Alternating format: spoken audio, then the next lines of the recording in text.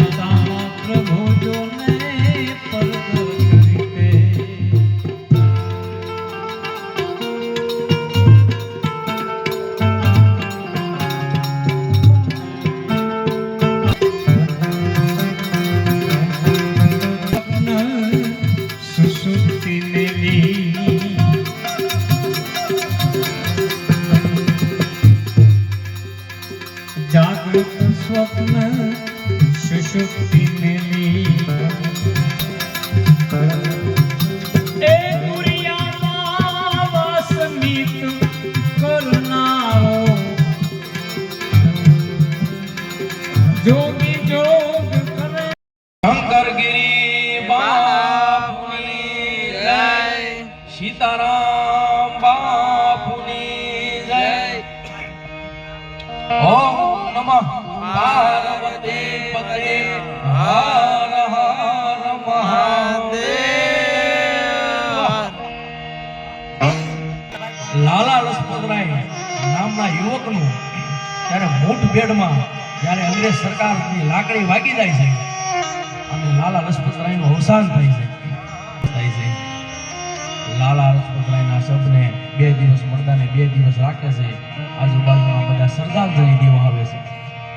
પંજાબની માલપા જાય છે અને ભગતસિંહના કાને વાત સંભળાય છે અને એમ કહેવાય કે સિંહનું બસું ત્યાંથી નીકળ્યું અને આવે છે. લાલા લજપતરાયને શ્રદ્ધાંજલિ દેતા અને આવે છે. કોઈ હાર ચડાવ્યો. આવતા આવતા ભગતસિંહનો વારો આવ્યો અને ભગતસિંહ એમ કહે છે કે હે લાલા લજપતરાય, તને કોઈ ફૂલ ચડાવ્યા, તને કોઈ હાર ચડાવ્યા, તને કોઈ ગલાલ ચડાવ્યા. હે અખિલ બ્રહ્માંડના માલિક, હે કૃષ્ણ ઠાકર, મારી પ્રતિજ્ઞા પૂરી કરાવજે તું. અને લાલા લજપતરાયને કહે છે, એના પગને અડી અને વંદન કરી અને 2 ડગલા પાછળ ફરી જાય છે. લાલા લજપતરાયને કહે છે, સાંભળી લેજે લાલા લજપતરાય, કોઈ તને ફૂલ ચડાવ્યા, કોઈ તને હાર ચડાવ્યા અને કોઈ તને ગલાલ ચડાવ્યા છે, પણ હું તને એવો સબ આપું છું ને કે કાલનો હવારનો સૂરજ ઉગે અને જે કોઈ અંગ્રેજ સરકારે તને લાકડી મારી હોય, કાલના હવાર ઉગે, સૂરજ ઉગે અને ભડાકો ન દઉં ને તો હું ભગતસિંહ નહીં. કેવો નજારો થઈ ગયો, કેવું દ્રશ્ય થઈ ગયું છે, હોબો પડી ગયો બાપ. કહેવાય બીજો દિવસ થાય છે. રાતનો સમય હોય છે, મેદીની વાડમાં આખી રાત હોય છે અને એમ કહેવાય કે હવારના પોરમાં અંગ્રેજનો શાસનનો વડો હવારના પોરમાં નીકળે બહાર, ત્યાં ભગતજી આમાં આવી જાય છે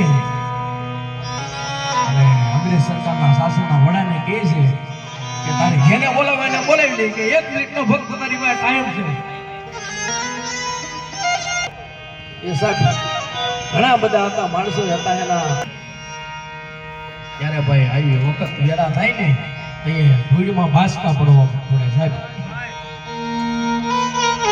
અને બીજો દિવસ થાય છે, હમાસર ને માલપા સાપાની માલપા આવે છે.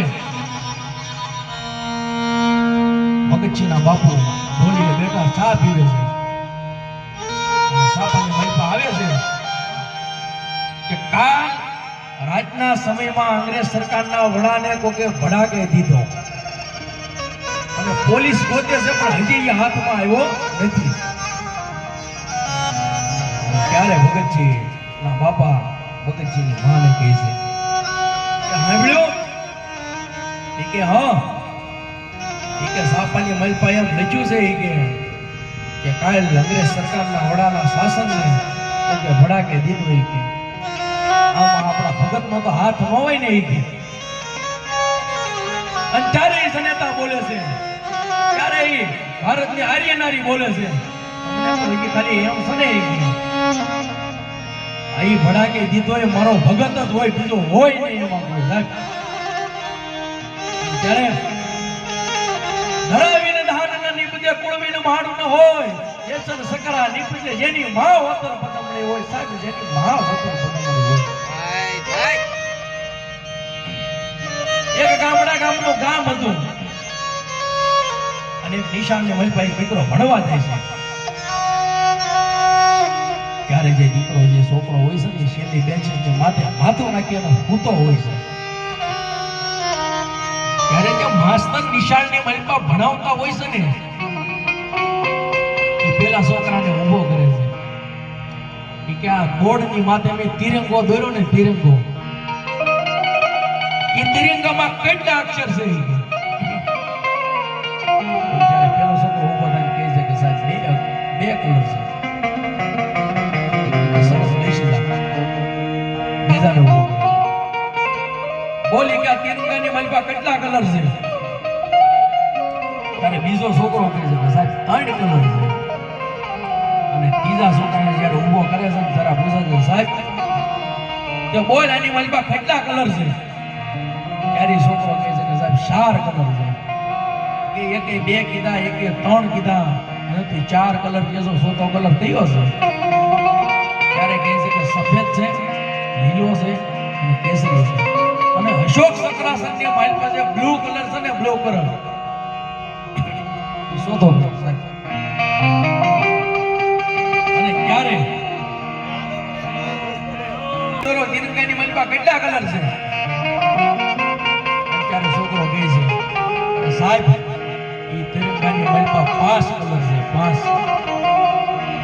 અને છોકરાને હાલ બોલાવી નાખી અને બોર્ડની પાસે લઈ જઈને ખુરશીમાં ને સડાવી તો લાકડી હાથમાં આપે છે કે આમાં 5મો કલર કયો છે?